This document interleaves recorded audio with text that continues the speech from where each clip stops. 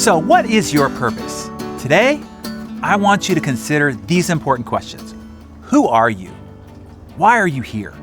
What is your life's purpose? What difference will you make? How will you be remembered?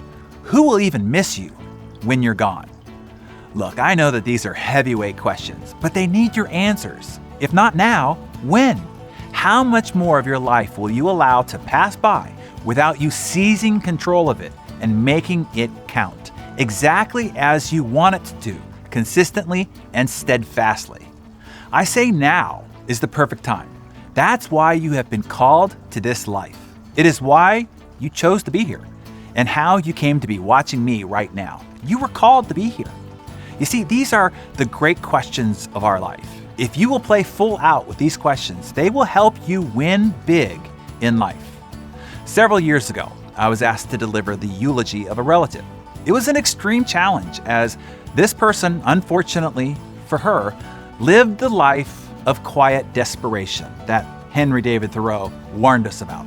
She didn't have many friends or none that bothered to even go to the funeral, and she wasn't close to any of her family members, including her own child.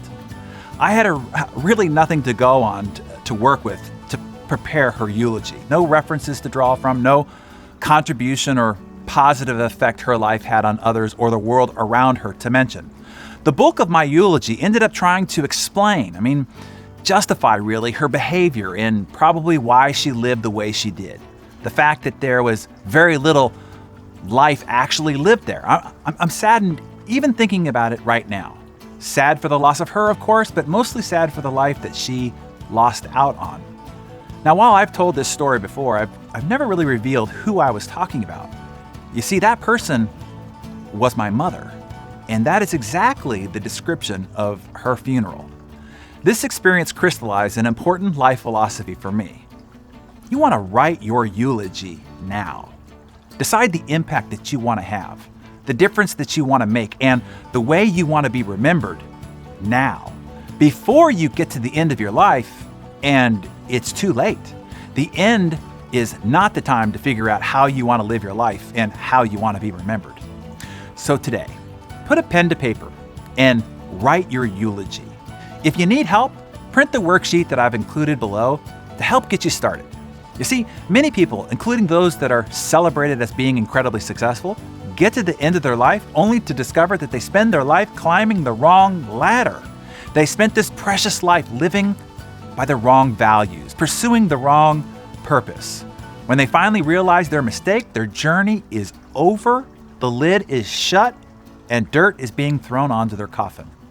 Don't miss the point and leave your loved ones struggling to try to explain who you were and what difference your life made on them and everyone and everything else that you touched. Decide now the impact that you want to make today and every day so that you can be truly the exception.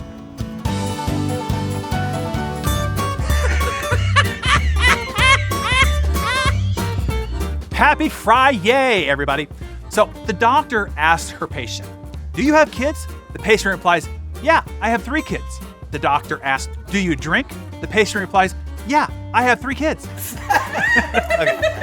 A husband cheerfully walked in the front door and greets his wife asking, "How are the kids today?"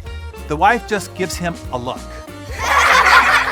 "Oh, you like you some Dragon Mom." Okay, this is the look most every mother gives when trying to put their toddler's legs into a one-piece pajama. Here's Mom in the morning after a cup of coffee. Here's Mom around dinner time waiting for her husband to finally come home.